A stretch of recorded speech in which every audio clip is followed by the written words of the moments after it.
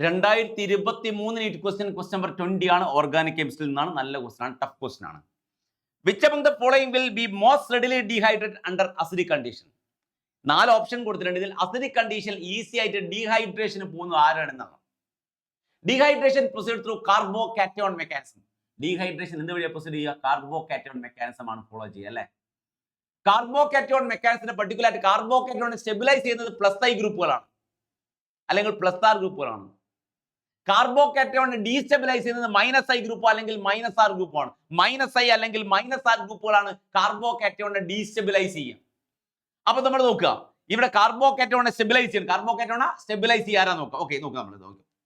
ഇവിടെ OH പോവാ. ഇവിടെ നോക്കുക, ഈ ഇതാ ഒന്നാമത്തെ, രണ്ടാമത്തെ കേസ്, മൂന്നാമത്തെ കേസ്, നാലാമത്തെ കേസ്. ഇത് മൂന്നിലും മൈനസ് ഐ ഗ്രൂപ്പ് ഉണ്ട്.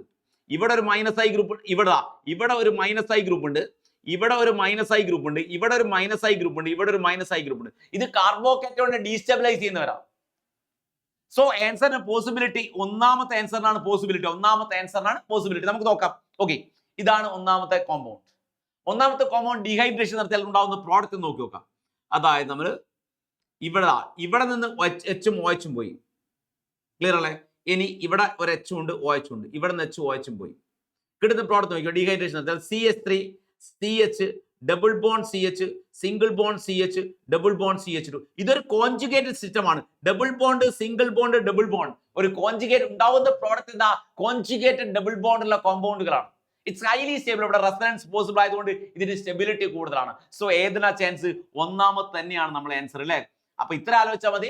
Dehydration proceed through carbocation mechanism. Dehydration എന്ത് വഴിയാ പ്രൊസീഡ് ചെയ്യുക? കാർബോകാറ്റയോൺ മെക്കാനിസം ആണ് ഫോളോ ചെയ്യുക. കാർബോകാറ്റയോണിനെ ഡീസ്റ്റെബിലൈസ് ചെയ്യാൻ ആർക്ക് പറ്റും? ഇലക്ട്രോൺ വിഡ്രോയിങ് ഗ്രൂപ്പായ NO2 പോലുള്ള ഗ്രൂപ്പിന് പറ്റും. ഇത് മൂന്നിലും NO2 ഗ്രൂപ്പ് ഉണ്ട്, ഇതിന് മൂന്നിലും NO2 ഗ്രൂപ്പ് ഉണ്ട്.